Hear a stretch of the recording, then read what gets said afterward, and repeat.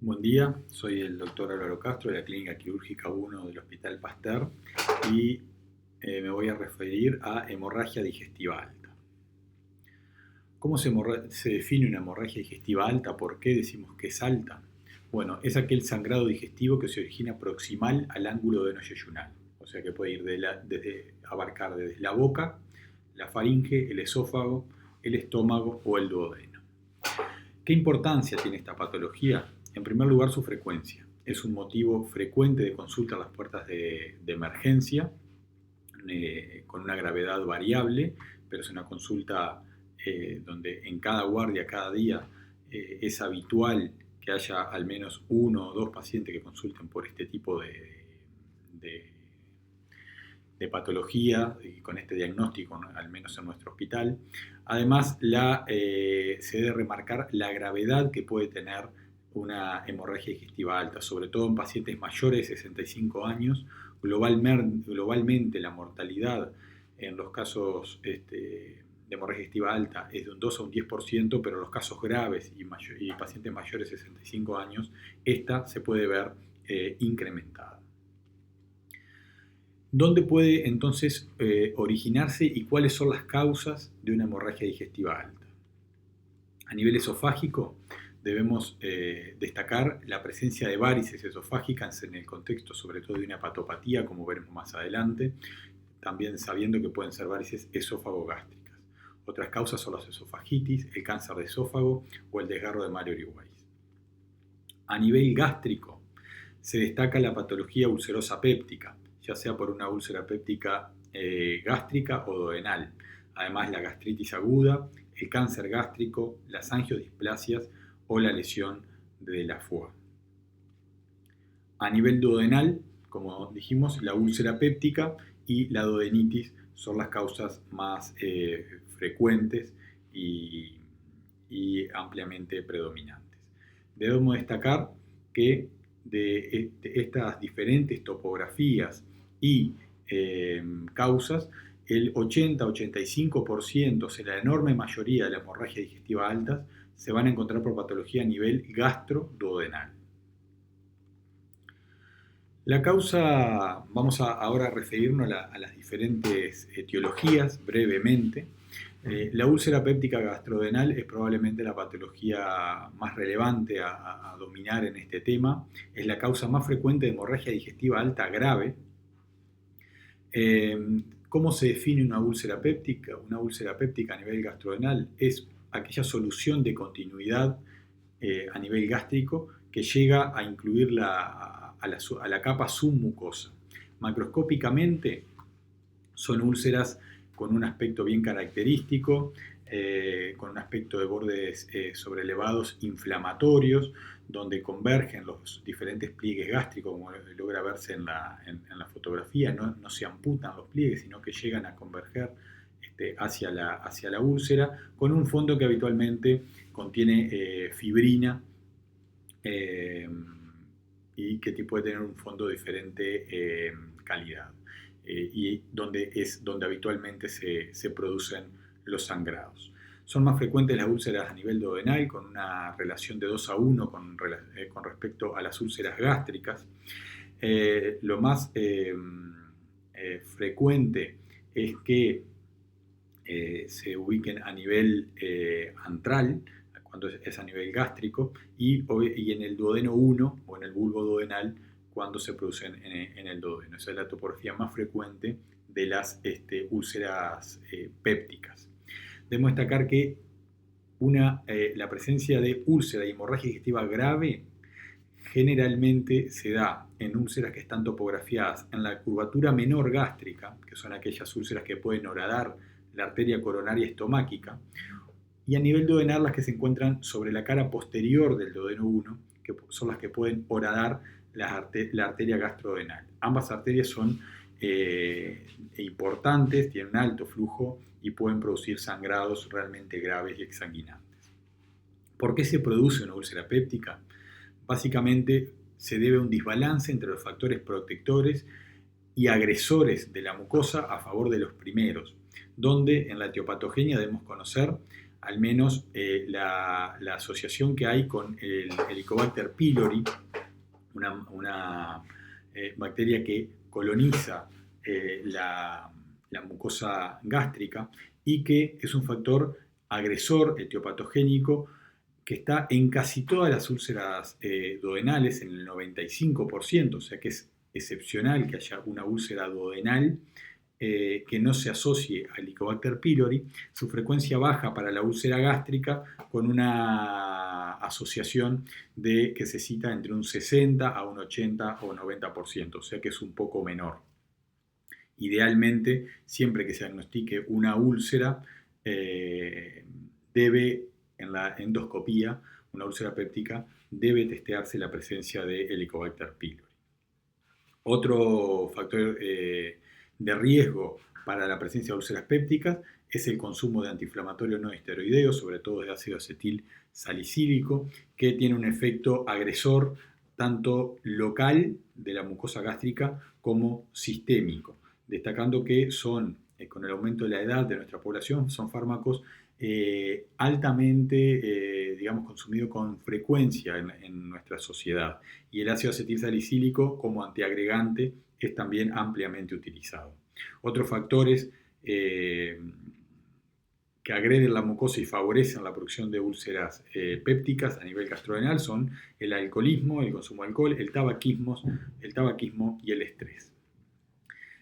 Para producirse una úlcera debe haber presencia de secreción ácida, o sea, acidez, y la activación de la pepsina, la conversión del pepsinógeno en pepsina, que son los que finalmente, debido a ese desbalance entre factores protectores y agresores, terminan causando la lesión, la ulceración de la mucosa hasta llegar a la submucosa y el sangrado, destacando que la producción de un sangrado en un medio ácido hace que se inhiban los mecanismos hemostáticos naturales a nivel del vaso sanguíneo, y eso favorece entonces el medio ácido,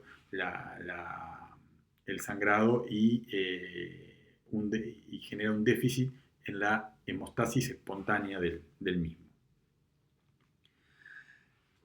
Pasando a otras causas, siguiendo a nivel gástrico y duodenal, debemos de conocer como causa de hemorragia digestiva la gastritis o la gastroduodenitis erosiva aguda.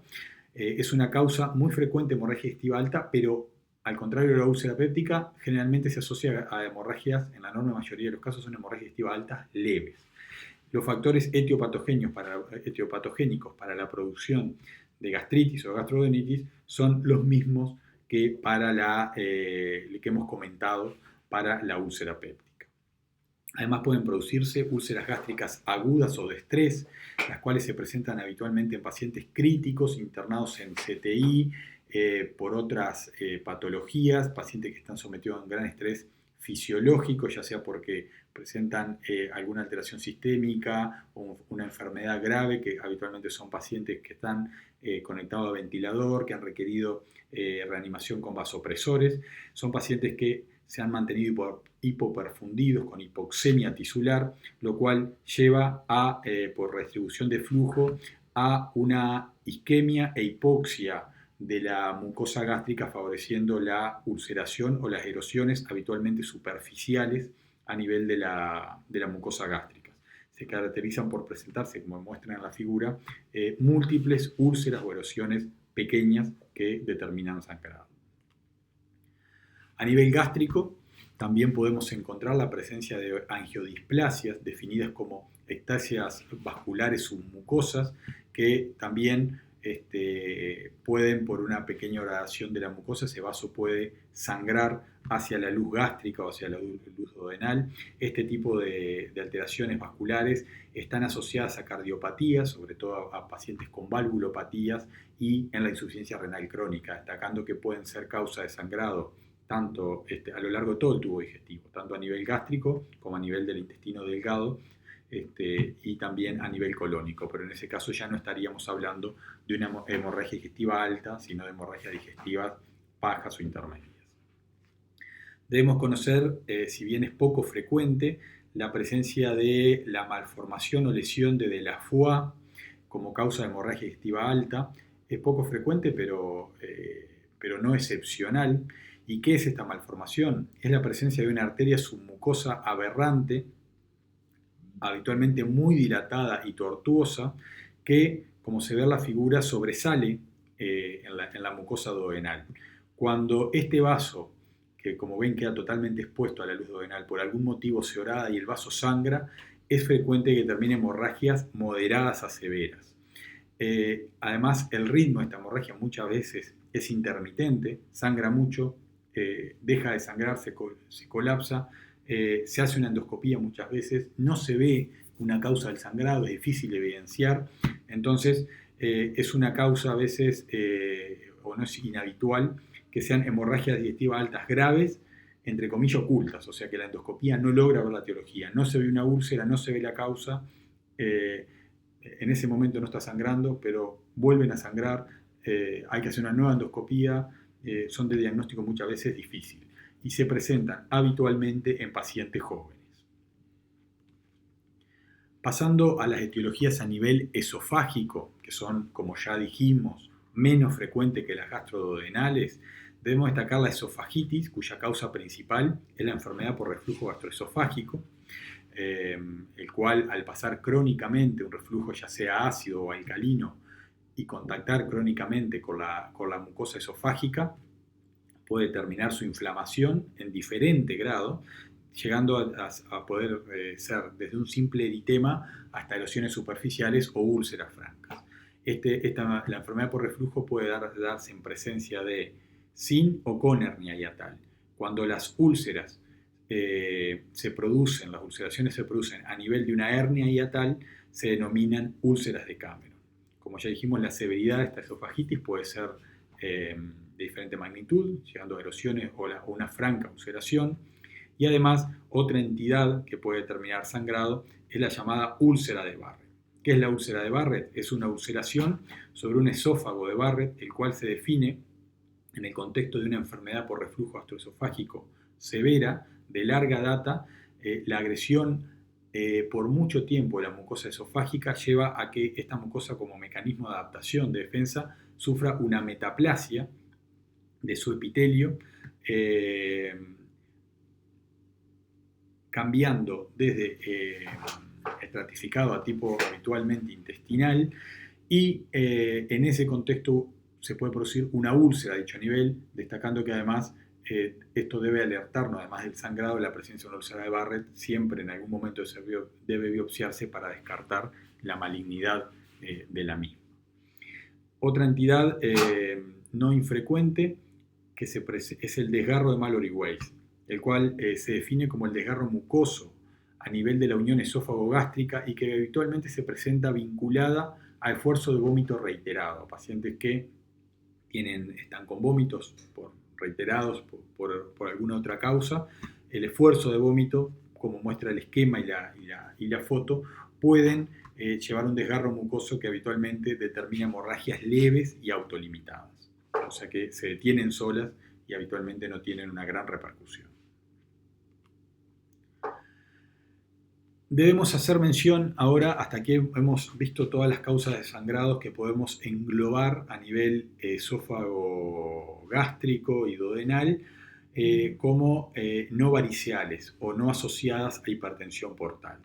En los pacientes que tienen una hepatopatía crónica, ya sea ya diagnosticada o que tengan elementos clínicos para que la sospechemos, debemos pensar en sangrados asociados a una hipertensión portal. Entonces, que son básicamente las varices esofágicas o esófago-gástricas y la gastropatía hipertensiva gástrica. En un paciente con una hepatopatía crónica, la causa que sea, destacando en nuestro medio las hepatopatías vinculadas al alcoholismo, otras causas son las vinculadas a hepatitis crónica, sobre todo B y C, pueden llevar a una etapa de máxima fibrosis y patología hepática crónica, llevando a una etapa de cirrosis, lo cual determina una hipertensión portal, o sea que el flujo portal que habitualmente pasa a través del hígado encuentra resistencia, muchas veces hay una importante dilatación de los vasos portales y un flujo que es hepatófugo, o sea que se invierte el sentido del flujo portal, y esa ectasia a nivel del lecho esplácnico busca circulación colateral a través de la cual drenarse hacia el sistema circulatorio sistémico, destacándose que eso lleva a un drenaje de sangre por anastomosis a nivel esófago-gástrico o periesófago-gástricas, como se muestra en el esquema, y esa dilatación por ese aumento del flujo a nivel de esa circulación colateral determina la presencia de varices esofágicas o esófago-gástricas, las cuales, entonces, en el contexto de una hepatopatía, son una causa frecuente de hemorragia digestiva habitualmente grave, y que además son marcadores de hepatopatía avanzada y de mal pronóstico de esa hepatopatía, siendo la causa de muerte en pacientes cirróticos en hasta 1/3. Estas varices se producen en los últimos 5 centímetros del esófago, en el esófago distal y a nivel de la unión esófago-gástrica, y debe saberse que además de a nivel esofágico hasta en un 20% asociarán varices a nivel del fundus gástrico, que son más difíciles de tratar. Cuando esta dilatación venosa a nivel de la unión esófago-gástrica se objetiva que es mayor a 5 milímetros, bueno, entonces eso es un marcador de alto riesgo de sangrado.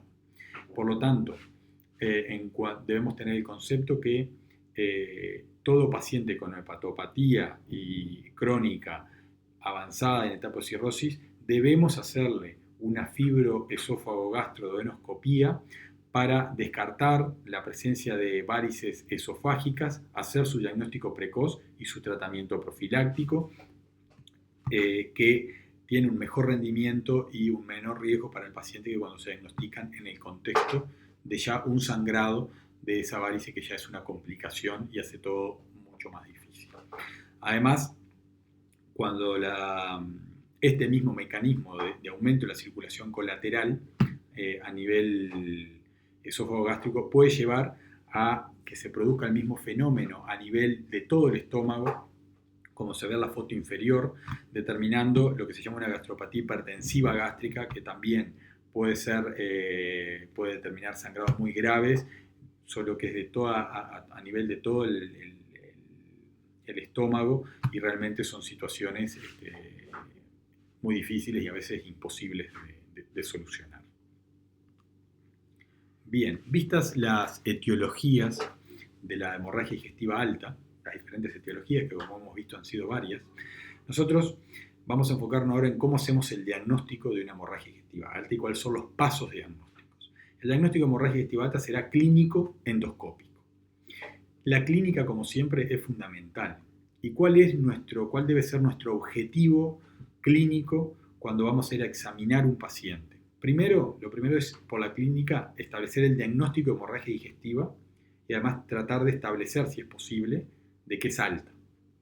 Inmediatamente debemos hacer el diagnóstico de severidad de esa hemorragia, el cual se determina inicialmente por la repercusión hemodinámica, que es lo que marca la mayor gravedad en el contexto de cualquier sangrado, y si no hay repercusión hemodinámica, debemos valorarla a través de la repercusión hematológica, o sea, del descenso de la hemoglobina, lo cual por la clínica lo inferimos mediante la presencia de un síndrome funcional anémico y en el examen físico al valorar la presencia de una anemia, de una palidez cutáneo mucosa.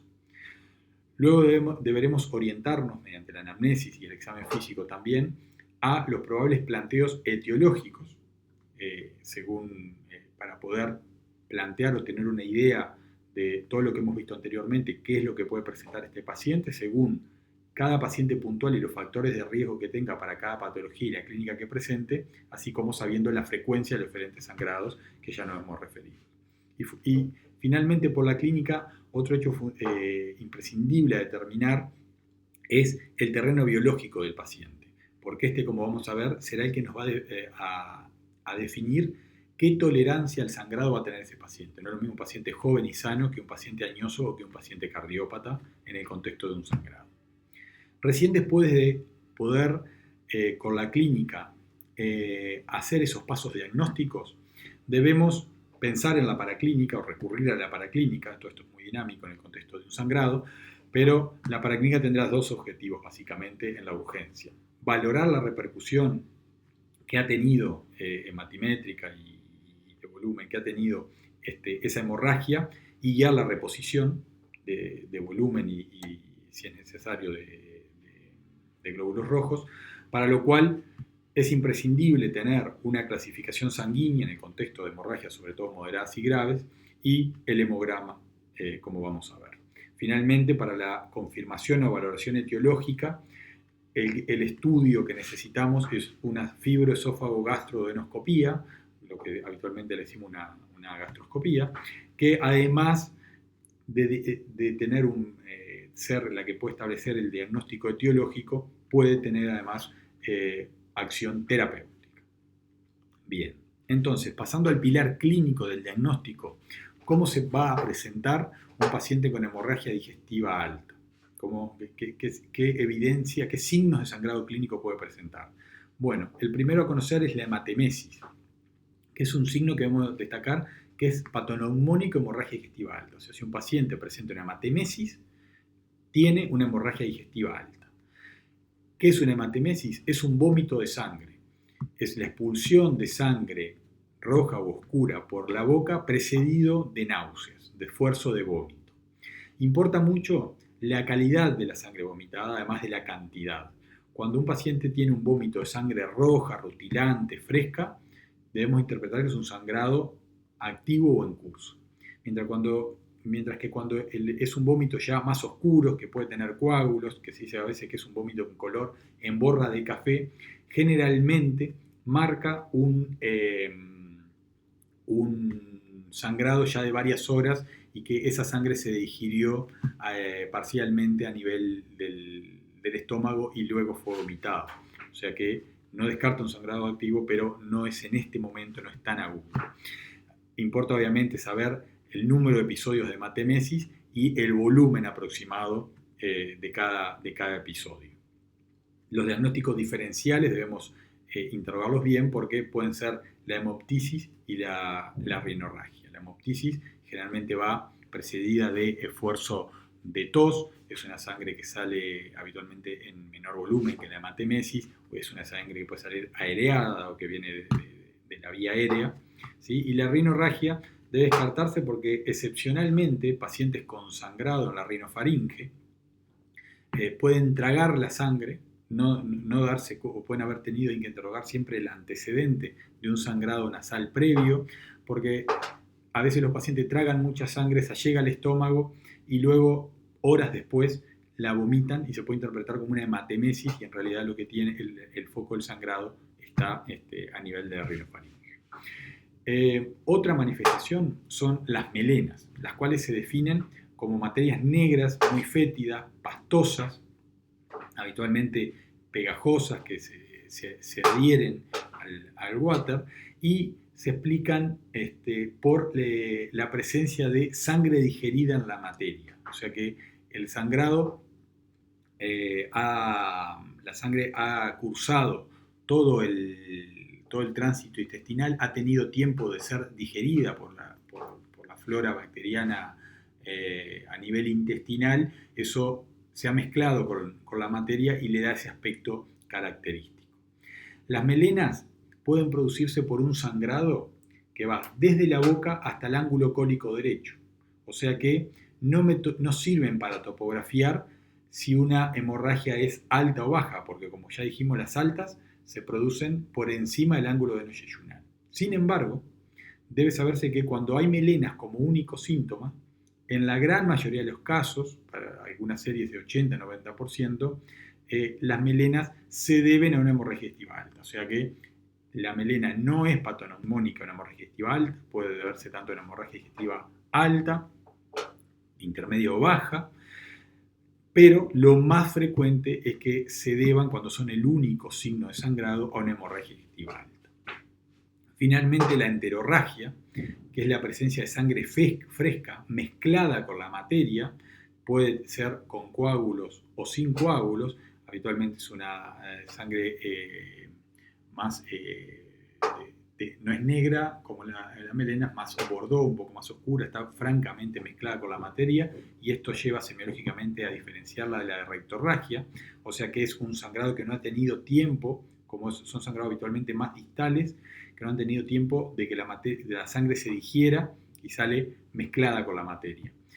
La enterorragia es un signo habitualmente de hemorragia digestiva baja y se produce cuando hay una enterorragia generalmente se debe a un sangrado colónico a nivel del colon izquierdo en general o del recto. Pero cuando se da, lo que debemos recordar de la enterorragia, que cuando se da en el contexto de una hemorragia digestiva alta, determina que hay un sangrado masivo y son pacientes habitualmente que se encuentran con un shock hemorrágico. Son pacientes que muchas veces tuvieron hematemesis, rápidamente presentan alguna episodio de enterorragia y cuando llegan a la emergencia llegan hipotensos, muy mal perfundidos. Entonces, como concepto, la enterorragia en el contexto de una hemorragia digestiva alta es un marcador de suma gravedad. Habitualmente se interpreta que debe haber un sangrado agudo de al menos 1,5 litros o 2 para que en el contexto de una hemorragia digestiva alta se produzca una enterorragia. Una maniobra semiológica más en el contexto de sospecha de una hemorragia digestiva, ya sea que se presente, ya sea por hematemesis o por melenas, luego determinado la anamnesis, el examen físico, es la colocación de una sonda nasogástrica. ¿Por qué? Porque si al colocar una sonda nasogástrica viene sangre, tiene el mismo valor que una hematemesis, o sea, me confirma que hay una hemorragia digestiva alta. Hay sangre en la cavidad gástrica, en la luz gástrica, hay sangre en el estómago, y el paciente, entonces si viene sangre, es diagnóstico y ya sé que el paciente confirmado que tiene hemorragia digestiva alta. Es de gran valor, por ejemplo, en un paciente que vino solo con melenas. Pero debe saberse que la ausencia de sangre en la sonda nasogástrica no descarta la hemorragia digestiva alta. O sea que la sonda nasogástrica tiene valor diagnóstico de hemorragia digestiva alta por la positiva, si viene sangre. Si es negativa, no la descarta. ¿Por qué? Porque puede haber sangrados intermitentes, que pongo la sonda y en ese momento lo que ya sangró pasó al duodeno, siguió su tránsito y en ese momento no está sangrando, entonces no viene sangre. Igual que los mismos conceptos que ya dijimos. Cuando viene sangre importa la calidad, si es sangre roja, fresca, caliente, es un sangrado activo, o es oscura y es un sangrado de más horas. Y la cantidad. Además, debe hacerse, sobre todo frente a la presencia de sangre, el lavado gástrico, que habitualmente lo hacemos con suero fisiológico, y el aspirado, a modo de ver un poco, lavar el estómago, ver un poco si sigo aspirando sangre y no se aclara el contenido, y además eso permite limpiar el estómago y prepararlo para la endoscopía. Ayuda a que la endoscopía, al estar más limpio el estómago, tenga mayor rendimiento para el endoscopista, es más sencillo poder visualizar la causa del sangrado. Una vez determinado que el paciente tiene una hemorragia digestiva, y si ya pude establecer que es alta mejor, mi preocupación debe ser, desde el punto de vista clínico, hacer el diagnóstico de severidad. Y como ya dijimos, debemos valorar la repercusión hemodinámica y la repercusión hematológica. Primero lo hemodinámico, porque será lo más grave y es lo que puede matar al paciente en pocos minutos u horas. Debemos valorar semiológicamente signos de insuficiencia circulatoria periférica, recordando que el signo más precoz es la taquicardia y no la hipotensión. Siempre empieza por taquicardia y luego vienen el resto de los signos como la oliguria, que en el momento en agudo, en los primeros minutos, horas, es difícil de documentar. Debemos valorar el relleno capilar, si es lento, si es mayor a 2 segundos. Puede haber frialdad periférica, puede haber una hipotensión leve a moderada, polimnea y ya en un grado mucho más avanzado se produciría la excitación o la depresión de conciencia. El diagnóstico clínico de shock hemorrágico lo haremos en un contexto de un paciente con un sangrado que tiene elementos de insuficiencia circulatoria periférica, que presenta una hipotensión con una presión arterial sistólica menor a 90 o a 90-50 en milímetro de mercurio en la diastólica, asociado a una anemia clínica. Son pacientes con una marcada palidez cutáneo mucosa habitualmente. Esto de una vez que uno lo tiene claro y hace el examen físico y se ordena, se valora rápidamente. Son signos que se valoran en pocos segundos.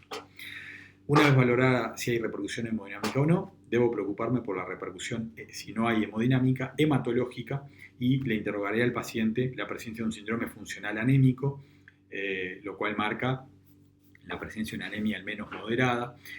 El síndrome funcional anémico habitualmente se manifiesta por fatigabilidad, la presencia de palpitaciones, sobre todo al movilizarse o al realizar algún esfuerzo, fosfenos, acufenos.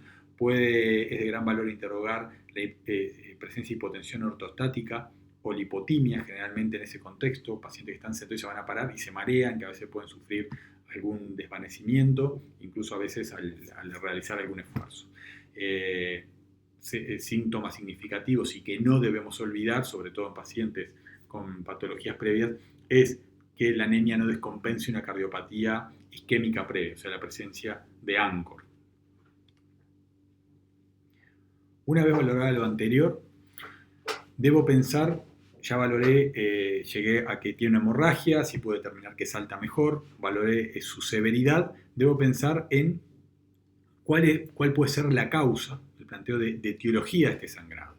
Y en este contexto es importante interrogar o documentar de la historia clínica que tengamos previamente la presencia, si el paciente está en tratamiento con fármacos anticoagulantes o antiagregantes plaquetarios que favorecen el sangrado. Hoy en día, con la alta incidencia de cardiopatía cardiovascular, de patología cardiovascular en nuestro medio, es muy frecuente que pacientes mayores de 50, 60 años tengan al menos algún antiagregante, y muchos consuman anticoagulantes por indicación médica.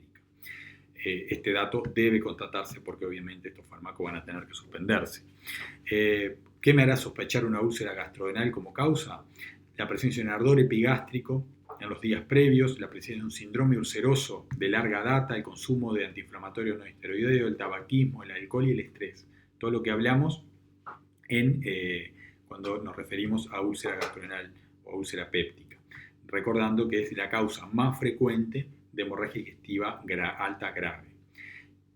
Siguiendo con las causas de hemorragias graves, debo pensar siempre si el paciente no puede tener varices esofágicas. Entonces, siempre debo tratar de asentar el antecedente si el paciente es un alcoholista moderado o severo, si tiene una hepatopatía crónica conocida, si tiene una historia de ictericia y o ascitis previa. Al examen físico rápidamente debo valorar signos de hiperestrogenismo, como ser la presencia de angiomas estelares en el territorio vena cava superior, la disminución del vello, ginecomastia en los hombres, estigmas de alcoholismo, como ser una hipertrofia parotidia, la rinofimia, o si bien es poco frecuente, la estenosis palmar de Dupuytren, y en pacientes ya con una hepatopatía cirrótica en etapa muy avanzada, el típico hábito de Schwostek. Eso, ¿por qué hablé de estas causas primero? Porque recuerdo que son las causas más frecuentes de hemorragia digestiva alta grave. Una vez descartado esto, debo pensar si esto no es una esofagitis, o sea, si no hay una historia de reflujo gastroesofágico previo severa, dada sobre todo por una historia de larga data de pirosis, qué tratamiento ha realizado, qué estudios. Si esto no puede ser el sangrado de un cáncer gástrico, que generalmente son sangrados no tan severos, son hemorragias leves, a veces sangrados crónicos, que sí pueden determinar anemia, pero son sangrados habitualmente más lentos. Y en ese contexto me interesa despistar si el paciente no tiene una historia en los últimos meses de una dispepsia típica, de anorexia, de adelgazamiento, si no hay una masa palpable a nivel epigástrico. La sospecha de un cáncer de esófago si el paciente no tiene una disfagia orgánica, adelgazamiento, sin anorexia o elemento de un síndrome mediastinal. Todo esto es lo que debo tratar de orientarme por la clínica en cuanto a la etiología, es la forma de orientarme. Además, como ya lo destaqué, debo, además de centrarme en el sangrado, su severidad y su causa, en otro ítem clínico a establecer importantísimo es el terreno biológico, porque es del paciente, porque es lo que me va a determinar la tolerancia al sangrado.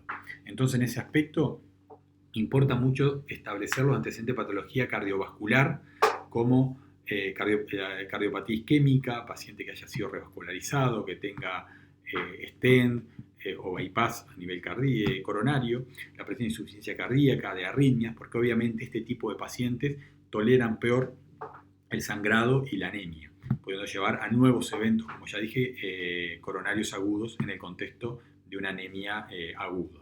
Además, también tendrán menos tolerancia los pacientes con insuficiencia renal crónica y los pacientes con patología pulmonar, como es la enfermedad pulmonar obstructiva crónica.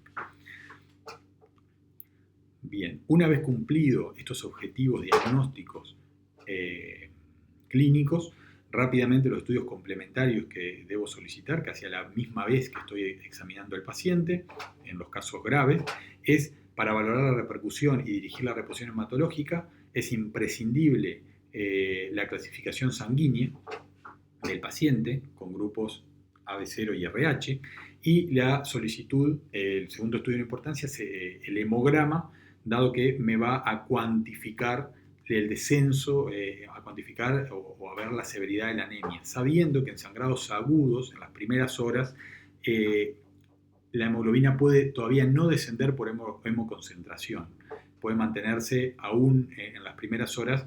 La hemoconcentración lleva a que no se refleje la gravedad del sangrado en una caída de la hemoglobina, y eso debo tenerlo siempre en cuenta. O sea que reitero que la clínica en esto es muy importante.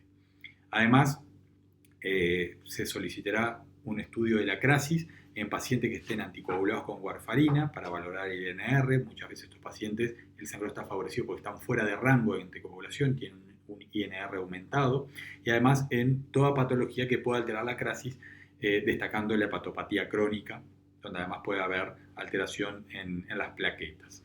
Otros estudios humorales los solicitaremos según el antecedente de cada paciente.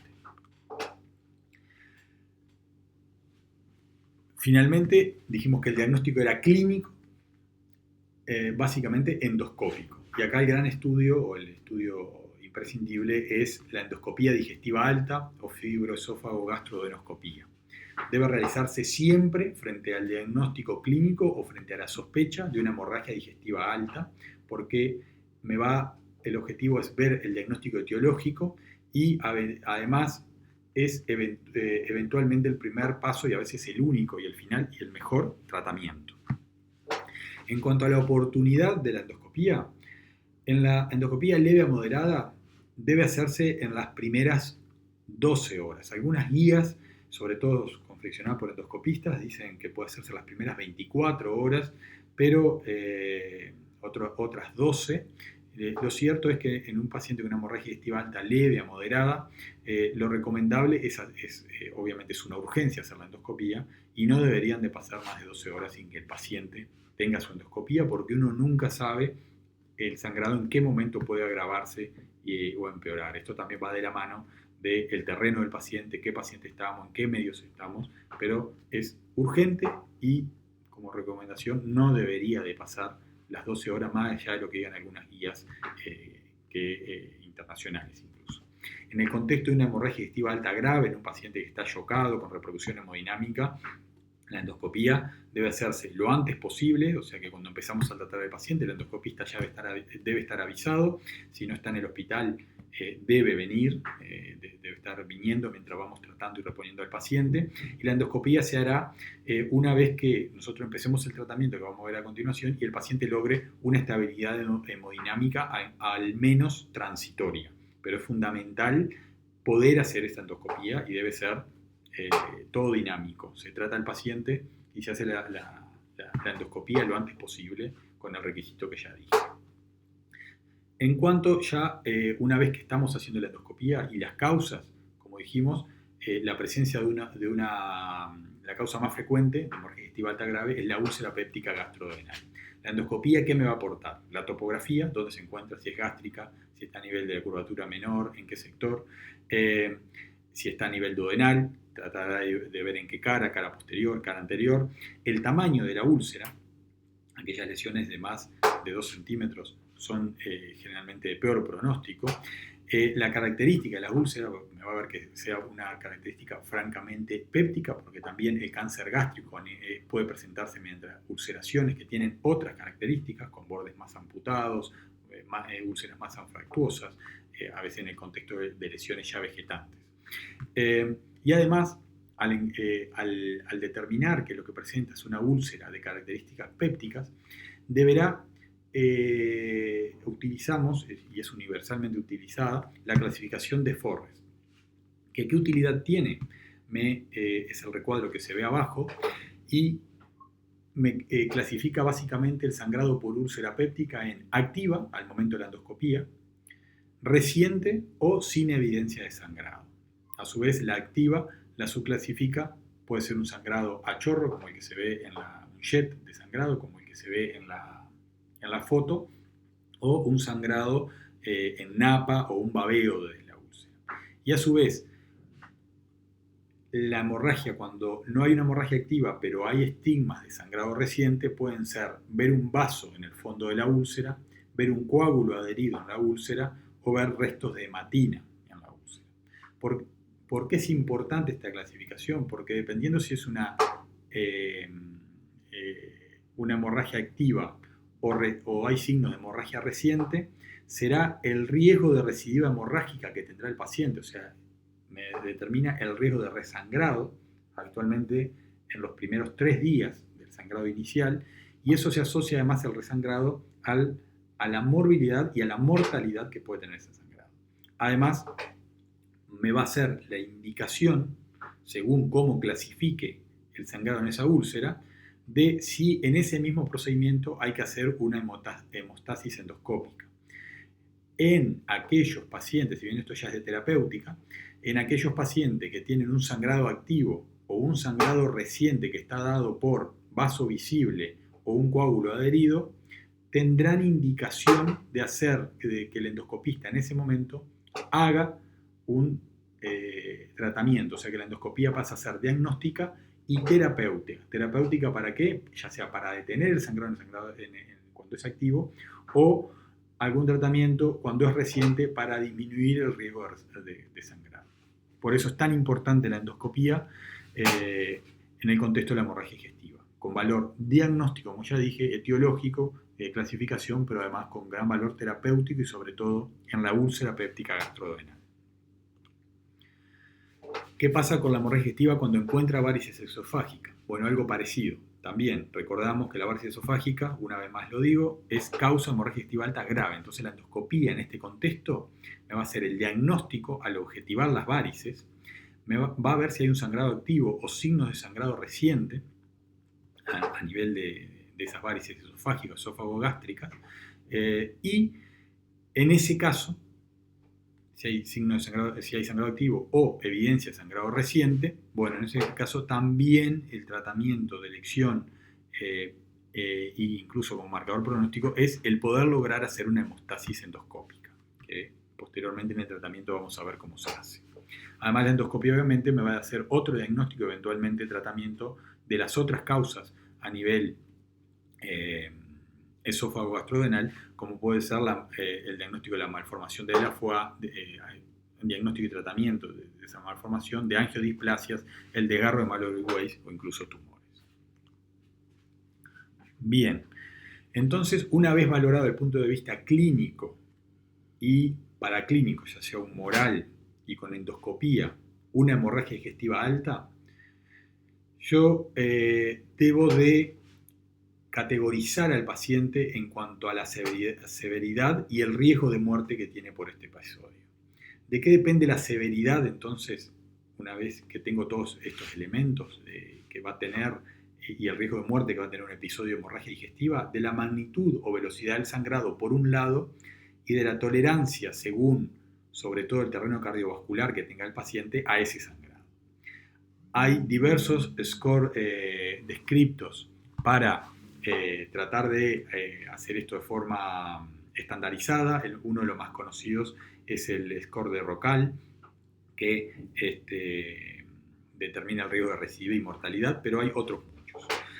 Básicamente todos estos scores, ¿en qué se basan? En factores clínicos y factores endoscópicos. Y dentro de los clínicos, los marcadores de gravedad y riesgo de muerte son el que una hemorragia se presente con un shock hemorrágico, el curso evolutivo cuando una hemorragia es mantenida o recurrente, destacando que el 90% de las recurrencias se producen en los primeros 3 días y casi el 100% en los primeros 5 días.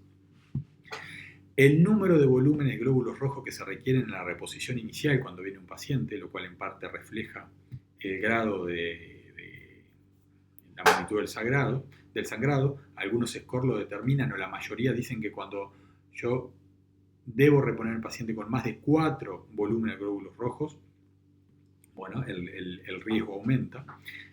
Las comorbilidades por la tolerancia al sangrado, o sea que el paciente que tiene cardiopatía o patología cardiovascular, eso aumenta el riesgo. Y aquellos pacientes mayores de 65 años, pero esto es relativo, porque más que la edad como valor absoluto, lo que importa es el concepto del terreno biológico general del paciente, edad más otras patologías. Los factores endoscópicos de severidad y de riesgo de muerte para la úlcera gastrodenal son la topografía, como ya dijimos, sobre las arterias coronarias estomáticas, que son aquellas úlceras sobre la curvatura menor gástrica, o sobre la arteria gastrodenal, que son aquellas úlceras en la cara posterior del bulbo duodenal, del duodeno 1, el tamaño, úlceras mayores a 2 centímetros, y como ya dijimos, úlceras pépticas que van del Forres 1, que es el sangrado activo, al 2B, que es hasta el coágulo adherido.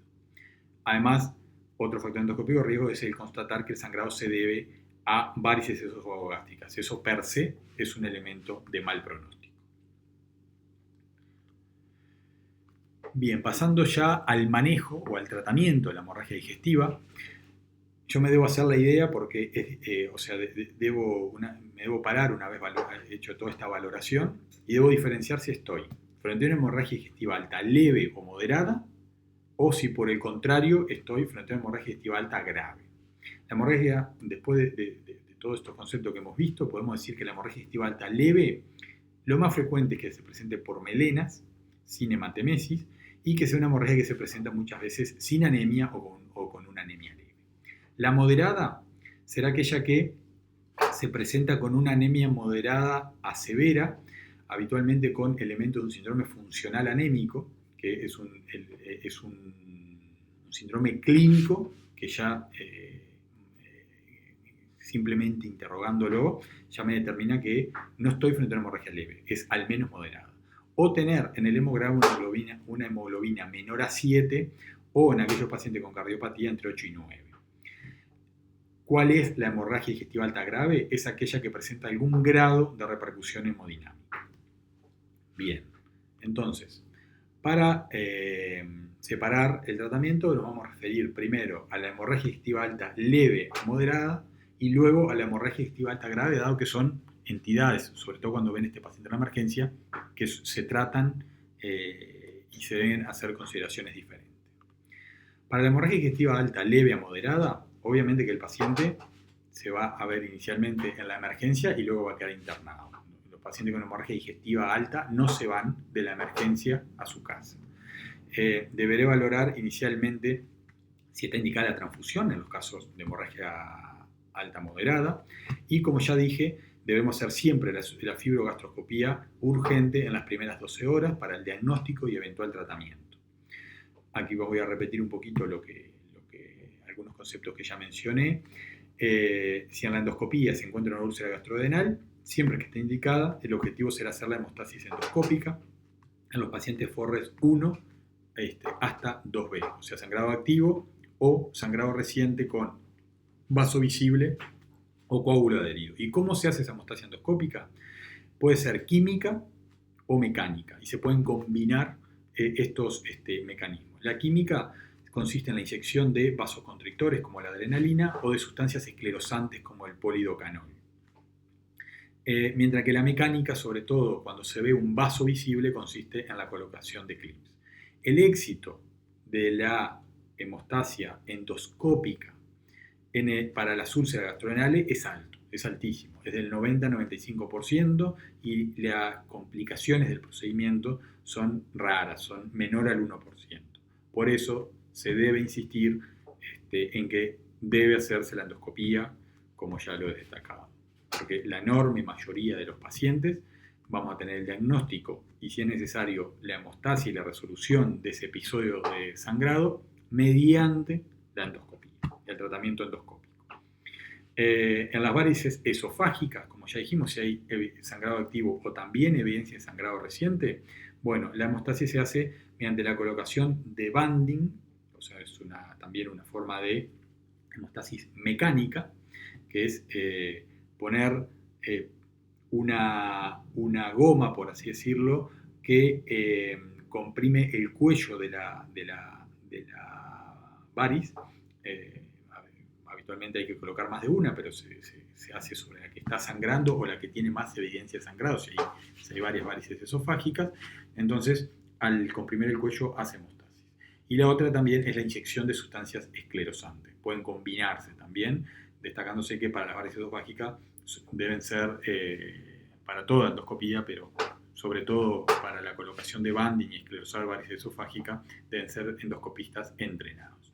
Además, en otras situaciones poco frecuentes, como el sangrado por tumores, puede hacerse cuando está disponible la hemostasis con argón en aquellos lugares, como dije, que esté disponible.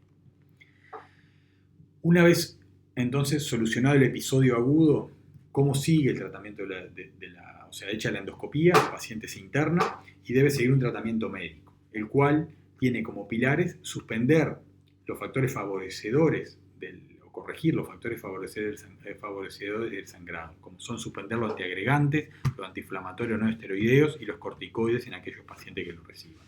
Además, el tratamiento se basará en fármacos inhibidores de la bomba de protones, como es el omeprazol, que tal vez en las primeras horas, sobre todo los pacientes con hemorragia moderada, pueda ser por vía intravenosa, pero luego rápidamente pueden pasar a la vía oral. Se deben corregir otros factores de riesgo y comorbilidades, y el control será clínico hematrimétrico, o sea que vamos a ver al paciente si se le fue el síndrome funcional anémico, si lo tenía, que no tenga taquicardia de reposo, va a hacer la evaluación clínica de piel y mucosas, ocultarlo y ver si el paciente cómo moviliza materias. Recordando que las melenas, una vez que el sangrado está detenido, pueden mantenerse hasta 2 o 3 deposiciones luego que el sangrado está detenido. O sea que si un paciente moviliza una vez por día el intestino, una vez que el sangrado está detenido, puede aún presentar melenas hasta 2 días después en promedio. Ese concepto debe de tenerse presente porque si el paciente está bien, la hemoglobina, el control hematimétrico lo vamos a hacer con la hemoglobina, y si la hemoglobina se mantiene estable, el hecho de que presente melenas en los días sucesivos en la internación, en el control, hasta 2 o 3 deposiciones, es normal que las presente. ¿Cuándo le vamos a dar el alta al paciente? El alta se dará cuando estoy seguro que el sangrado está detenido, o sea, sin melenas y con la hemoglobina estable varios días. Y obviamente tolerando dieta y deambulando. El tratamiento sigue de forma ambulatoria, debe hacerse siempre un seguimiento. El paciente debe de cumplir una dieta sin irritantes gástricos, o sea, no debe ser una comida alta en grasa, no debe tomar alcohol, café. En nuestro país, además, es recomendable que no tomen mate. Y debe ser una dieta con estas condiciones. Eso es un pilar fundamental, bajar la agresión y la chance de hiperacidez a nivel gástrico. Además, para la úlcera gastrodenal, que como ya dijimos es una causa de las más frecuentes, el tratamiento con inhibidores de la bomba de protones debe mantenerse por vía oral. Es un tratamiento prolongado, es un tratamiento que para la úlcera duodenal se recomiendan hacerlo por 6 a 8 semanas y ahí hacer un control endoscópico. Mientras que para la úlcera gástrica demora más, debe ser de 8 a 12 semanas y allí hacer un control endoscópico. La úlcera en esos plazos, tanto la duodenal como la gástrica, debe estar cicatrizada para saber que el paciente está curado de este episodio. Además de los inhibidores de la bomba de protones, debemos hacer el tratamiento del Helicobacter pylori. Si fue biopsiado y me lo confirmó la endoscopía que tenía Helicobacter pylori, debe hacerse siempre. Y si no fue biopsiado y el paciente presenta una úlcera duodenal, Hay quienes lo realizan sistemática, porque recordemos que la asociación entre úlcera duodenal y Helicobacter pylori era del 95%, y es lo que hacemos en nuestro caso y en nuestro servicio. El tratamiento se hace es un tratamiento antibiótico con amoxicilina y claritromicina vía oral por 5 a 7 días. ¿Por qué es importante hacer el tratamiento de Helicobacter pylori? Porque se ha demostrado que erradicar el Helicobacter pylori disminuye el riesgo de recaída de la patología ulcerosa, y por lo tanto va a disminuir el riesgo de nuevos sangrados. Pasando ahora a la hemorragia digestiva alta grave, al tratamiento de la hemorragia digestiva alta grave. Esta es otra situación. Como ya dijimos, son pacientes que se presentan con repercusión hemodinámica. Entonces este paciente se maneja en la emergencia inicialmente, habitualmente en el área de reanimación, y luego muchas veces es frecuente que en la evolución dinámica de este paciente tengan que ingresar, una vez hecho el tratamiento inicial, para control en cuidado intermedio CTI. Pero el área donde en la emergencia se tratan estos pacientes debe ser en el área de reanimación. Obviamente que es obligatoria una monitorización de los parámetros electrocardiográficos, presión arterial, saturación de oxígeno, además de una evaluación clínica, según ya lo dijimos, destacando que estos pacientes son dinámicos. Debemos ir haciendo la evaluación clínica a la vez que vamos iniciando las medidas iniciales de tratamiento médico que estamos enunciando en este momento. Estos pacientes con un sangrado son todos pacientes conceptualmente hipoxémicos, o sea que se le debe poner aporte de oxígeno con cánula nasal o máscara de flujo. Rápidamente, el primer objetivo es conseguir 2 gruesas vías venosas periféricas en ambos miembros superiores, donde en un primer momento vamos a obtener sangre, como ya dijimos, para clasificación sanguínea y hemogramas, y además es lo que nos va a permitir iniciar la reposición intravenosa de volumen, o sea, con sueros, que ahora nos vamos a detener un poco en eso, y de hemoderivados, que eso es lo que necesita el paciente. Lo que necesita el paciente grave por hemorragia es tratar su repercusión hemodinámica. Por eso, nuestro objetivo inicial es obtener estas vías venosas periféricas, obtener la clasificación sanguínea, el hemograma, si es posible, y comenzar la reposición, el tratamiento de la repercusión hemodinámica. Además colocaremos, como ya dijimos, la sonda nasogástrica y una sonda vesical en estos pacientes graves para control de la diuresis. No se debe olvidar abrigar al paciente, ¿sí? Estos pacientes están fríos por hipoperfusión, se enfrían rápidamente, entonces siempre se debe cubrir al paciente. A veces tanto enfermería como los médicos, en tanta cosa que hay que hacer, nos olvidamos de ese detalle, el paciente queda descubierto, así que hay que taparlo con una sábana, una frazada, que el paciente quede abrigado. Me voy a detener un segundo en la reposición de volumen y hemoderivados, que como ya dije es el paso inicial y el que debe estabilizar al paciente. ¿Cuál es el objetivo? Es lograr la estabilización hemodinámica con un criterio restrictivo, o sea, o con lo que se llama llegando a una hipotensión permisiva. ¿Qué quiere decir eso? Que yo debo lograr con la reposición, mi objetivo es llegar a una buena perfusión periférica en aquellos pacientes que tienen alteración, como ya vimos en la parte clínica, y a una presión arterial sistólica de 90 a 100 milímetros de mercurio con una frecuencia cardíaca de 90 a 100. O sea que el paciente viene chocado, yo lo comienzo a tratar y mi objetivo es lograr esos parámetros. No es volver al paciente normotenso, llevarlo a 130, 90 de presión arterial. ¿Por qué? Porque en el contexto de un sangrado, el volver a aumentar a costa de la reposición la presión arterial incluso puede favorecer un resangrado. Entonces, no debe ser una reposición excesiva, debe ser lo justa para que el paciente se mantenga estable y no favorecer nuevos sangrados. Entonces, el concepto es, repito, un criterio restrictivo llevando a una hipotensión permisiva. ¿Cómo logro esto? Inicialmente, cuando el paciente recién llega con lo que es la vía venosa, mi objetivo es la reposición del volumen intravascular. Y eso se hace rápidamente con aportes sueros cristaloides, que pueden ser fisiológicos, siempre sin potasio, va a ser un ritmo de infusión rápido, o con Ringer lactato. Últimamente, la mayoría de las guías recomiendan la reposición con Ringer lactato, pero cualquiera de los dos se puede utilizar. El inicio de esta reposición va a ser un inicio a chorro, o sea, por eso las vías venosas periféricas tienen que ser buenas, lo más gruesas posibles, y el ritmo de infusión se debe adaptar a la respuesta clínica. En los jóvenes, en los pacientes jóvenes, sanos, que no tienen limitantes de reposición, que no son cardiópatas y que no tienen patología renal y demás, esta reposición a chorro puede ser hasta 2 litros sin detenerse. O sea, cuelgo en cada vía, de cada lado, en cada miembro superior, un suero de litro y pasan a chorro. Si antes de que eso se agote, el paciente logra los criterios de estabilización hemodinámica que ya dije, se queda mejor perfundido, la presión arterial se estabiliza, bueno, se disminuye el ritmo de infusión. Si no, hasta 2 litros de chorro siempre puedo dejar. Incluso si no responden a ese volumen, es un factor, como vamos a ver, de mal pronóstico y que tiene incluso implicancias para cómo va a seguir el tratamiento.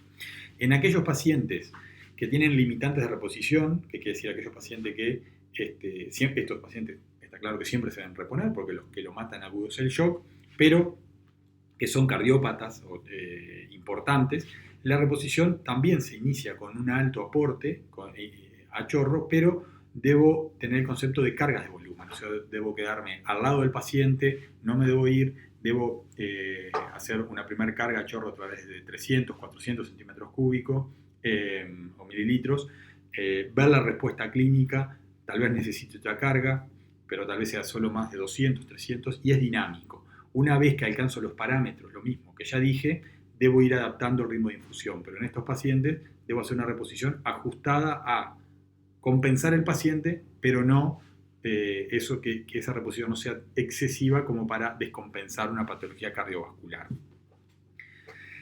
Bueno, espero que ese concepto haya quedado claro. Una vez, como cuando se pusieron las vías venosas periféricas, se hizo la clasificación sanguínea, ni bien esté disponible el hemoterapeuta traiga los volúmenes de glóbulos rojos, debo comenzar lo antes posible, lo más precozmente posible, la reposición con hemoderivados. Incluso en pacientes que están exsanguinados prácticamente, o sea que están muy graves, que tienen un shock que no responde inicialmente, o pacientes que ya tienen, por la magnitud, muchas veces se reaniman un poco, pero van a tener que ir, como vemos después, a bloque quirúrgico, puede no esperarse la clasificación sanguínea, que demora algunos minutos, y comenzarse una reposición con sangre universal, digamos, o sea que pueda recibir cualquier paciente, y eso está disponible, y luego que esté la clasificación hecha, se pasa a dar la de su grupo. Esto, repito, en los casos más extremos. La reposición con glóbulos rojos, debemos saber que es la reposición ideal para cualquier sangrado. ¿Por qué? Porque el paciente está perdiendo glóbulos rojos, yo se los aporto, esto aumenta el transporte y el aporte de oxígeno a nivel tisular, trata de corregir la hipoxemia. Se darán tantos volúmenes de glóbulos rojos como sean necesarios. El plasma, la transfusión o el aporte de plasma fresco dependerá de si hay un NR elevado en algunos pacientes, y en aquellos pacientes que requieren una reposición masiva deberán de recibir una pauta clásica, es que cada 3 a 4 volúmenes de glóbulos rojos deben recibir al menos un volumen de plasma. Lo mismo vale para las plaquetas. Si el paciente tiene una plaquetopenia, sobre todo un recuento menor a 50.000, o aquellos que requieren una reposición de glóbulos rojos masiva, cada 3 a 4 volúmenes de plasma se aporta a uno de plaquetas. Últimamente, en los últimos años, si es posible, en el centro donde se está realizando donde estamos asistiendo al paciente, si el servicio de hemoterapia lo tiene disponible, se cita que los mejores resultados en cuanto a la reposición sería con una reposición 1-1-1, o sea, por cada volumen de glóbulos rojos, un volumen de plasma y uno de plaquetas, pero eso no siempre en todos los centros es fácilmente realizable.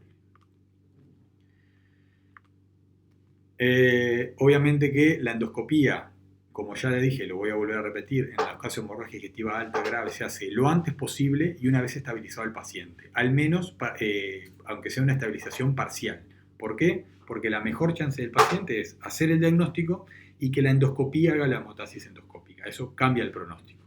Entonces, siempre endoscopía. En la úlcera, una vez hecha la hemostasis endoscópica, el pilar médico del tratamiento es, para la úlcera péptica, los inhibidores de la bomba de protones, como el omeprazol, por vía intravenosa en simultáneo con el inicio del tratamiento. ¿Por qué? Porque se ha demostrado que este tratamiento disminuye el riesgo de resangrado. El omeprazol o los inhibidores de la bomba de protones son los fármacos más potentes contra la acidez gástrica. Al elevar el pH gástrico se favorecen los mecanismos hemostáticos y la estabilización de los coágulos a nivel del vaso sangrante. Entonces, el tratamiento en este caso debe ser siempre intravenoso, intenso, y la pauta, según los trabajos originales que demostró este beneficio, se hacía con omeprazol, un bolo de 80 miligramos y luego una infusión continua de 8 miligramos horas, si bien también hoy en día se acepta que puede hacerse de forma reglada el omeprazol cada 8 a 12 horas. En cuanto a las varices esofágicas, que son la otra causa de hemorragia digestiva alta grave, que ya hicimos hincapié en qué paciente debemos sospecharlo y la clínica, el manejo debe ser, si no tengo disponible una endoscopía rápidamente y ya sé que el paciente tiene varices, o si la endoscopía no puede hacer hemostasis, una opción es la colocación de una sonda balón de Sentaken-Blackmore, la cual, como se ve en la figura, es una sonda que debe estar en toda emergencia, al menos una debe haber, se debe probar antes de utilizarla. Tiene dos balones, el más redondito, el más chiquito, es el balón gástrico y el alargado es el balón esofágico. Se coloca, se pasa completamente, se insufla primero el balón gástrico en el estómago, se tracciona hasta que ese balón hace tope a nivel del cardias y luego se insufla el balón esofágico, que es el alargado, y al comprimir las paredes esofágicas, eso hace hemostasis. Cada balón dice el volumen con el que se debe rellenar. Esta sonda balón es una maniobra, repito, hoy en día, si no tengo endoscopía disponible, endoscopía no pudo detener el sangrado, es una maniobra de salvataje y no debe de dejarse colocado más de 24 horas porque la distensión del esófago, que es lo que logra la hemostasis, puede llevar también a la necrosis de la pared. Estos pacientes, como ya dijimos, son pacientes con hepatopatía, por lo tanto, esta debe tratarse. Deben hacerse fármacos vasoactivos espláncnicos para disminuir la hipertensión portal, y esto se hace con somatostatina o sus análogos. Hoy en día es de elección en los centros donde está disponible la terlipresina. Además, el tratamiento fisiopatológico de la hipertensión portal debe hacerse en base a propranolol, laxantes, proquinéticos y antibióticos profilácticos para la encefalopatía. Finalmente, el tratamiento quirúrgico en el contexto de una hemorragia digestiva alta, su indicación es en la úlcera gastroduodenal. ¿Y cuándo voy a realizar una cirugía en este contexto? Como ya dijimos, la enorme mayoría de los pacientes van a tratarse de forma médico y endoscópica, y aparte, cuando el sangrado se controla de forma endoscópica, es lo de mejor pronóstico. Tener que hacer una cirugía por una hemorragia digestiva alta grave siempre es de más riesgo para el paciente. O sea que la cirugía siempre va a ser, no es de elección en primera instancia, excepto las situaciones que voy a mencionar. ¿Cuándo está indicada la cirugía gástrica? En la hemorragia digestiva alta con un shock mantenido o refractario al tratamiento médico de reposición en la emergencia. O sea que hice todo lo que dijimos, le pasé volumen, en un paciente joven le pasé más de 2 litros, empecé a pasarle aporte de sangre, el paciente sigue chocado, el paciente no se compensa. Bueno, ese paciente tiene un sangrado masivo y debe ir como maniobra para salvarle su vida a bloque quirúrgico, allí continúa la reposición y se opera. Aún así, la mortalidad, aún en pacientes jóvenes, de una gastrectomía intrahemorrágica con shock, tiene una mortalidad de 30 a 40%. O sea que casi la mitad de los pacientes, entre un tercio y la mitad, aunque lo opere, se van a morir. La otra indicación es la hemorragia digestiva alta persistente o recurrente.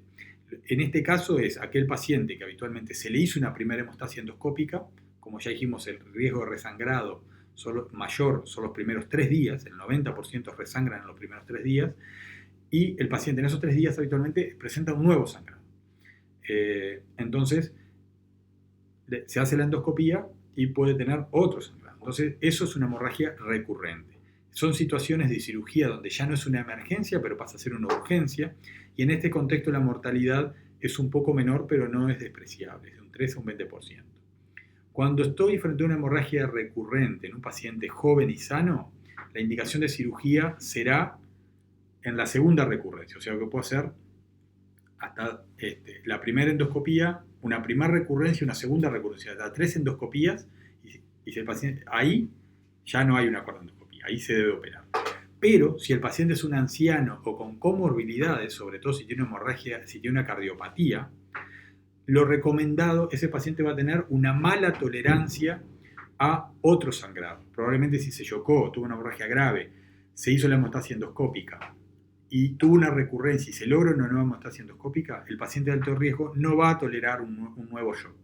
Entonces, la cirugía ahí está indicada luego de la primera recurrencia.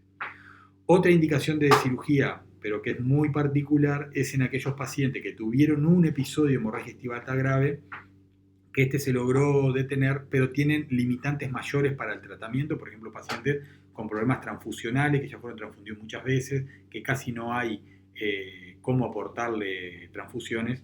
Esos pacientes, como tratamiento definitivo y disminuir al máximo el riesgo de un nuevo sangrado, puede estar indicado ir a una cirugía electiva.